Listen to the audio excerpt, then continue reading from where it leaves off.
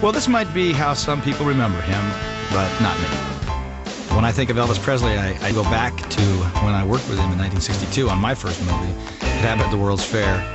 I was 10 years old, and I barely knew who Elvis Presley was because I was into baseball, not movie stars. But I got a kick out of working with him. Ah! It's a good one. It's a good one, boy.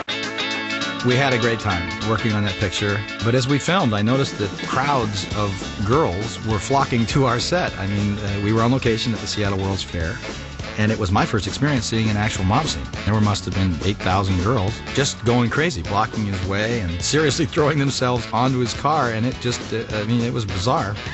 At the time, I couldn't begin to understand how that must have affected Elvis. I don't know if he enjoyed that or not, but unquestionably those crowds and others like them, I think ultimately limited his life. He was the king of rock and roll, so I'm sure the screaming fans were nothing new. And if there were any doubts about Elvis as a movie star, I think they were silenced by the box office returns. Between 1956 and 1969, Elvis Presley made 31 feature films, and almost every one of them made money. What are you going to do with all that money? I'm going to buy me a herd of chorus girls and make them dance on my bed. Hollywood and the Colonel had found a formula with Elvis that worked, and they were going to stick to it. Elvis was young and inexperienced when he started acting, but I do think he was a natural. And like any gifted person, if you give them a little time, they generally find their way. By the time of his third movie, Jailhouse Rock, I think it was pretty much proven that he could make it in Hollywood. Walking through a party in the county jail. The prison band was there, they began to wail. The band was jumping and the joint began to swing. You should have heard the knocked out jailbird sing, let it rock. Everybody let it rock. Everybody in the wholesale block was dancing to the jailhouse rock. But as his movie career moved on and the scripts he was being offered were oftentimes less than stellar, I think he knew his talent wasn't being used, and I think he was frustrated because he realized that that wasn't going to change.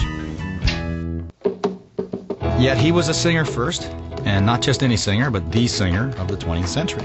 If you don't want me to be cold as ice, treat me nice. His personality, his sex appeal, and his singing style honestly transformed American culture. And an Elvis movie, to me, is always worth watching simply because of Elvis. He just had so much raw energy. The musical numbers literally explode off the screen. Hey, mama, don't you treat me wrong. Come and love your daddy all night long. All right. Hey, hey. All right.